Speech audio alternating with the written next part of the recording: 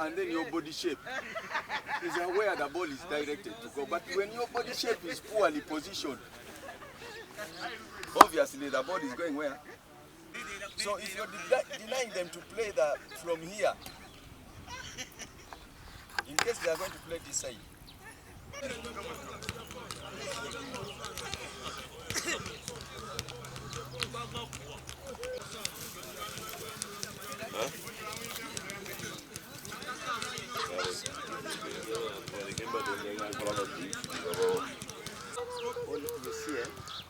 All of them, if they are to be given players like this one here, they cannot get anything.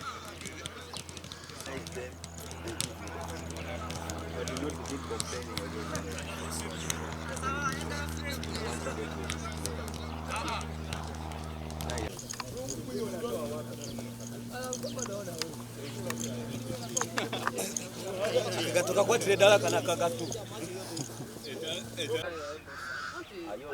You will wait again when he gets job, you come. Hey.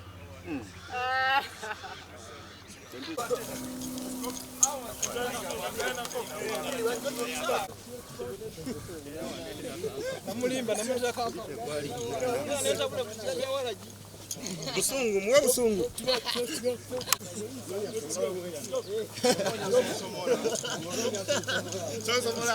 Chibura bumbe ibe. Neiba wiwe. Akabutija kutomera.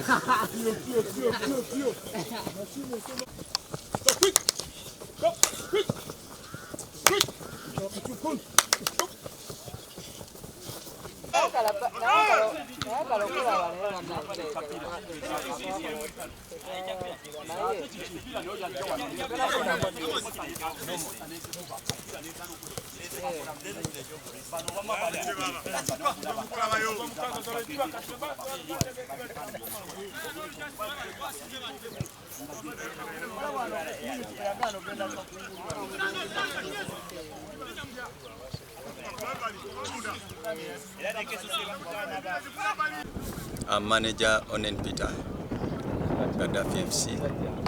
As for tomorrow's preparation against Wakiso, it is a team that we last concluded our first round with, and I know naturally, psychologically, what happens, because they will want to pay back what happened this side. In fact, we are fully prepared on how to encounter them. Their preparation, it is now the tactical flexibility that is going to help one team overcome the other one. The injuries I have, those are now concurred injuries, like for Muau. Ever since, in fact, Muau got injured against their match, Wakiso.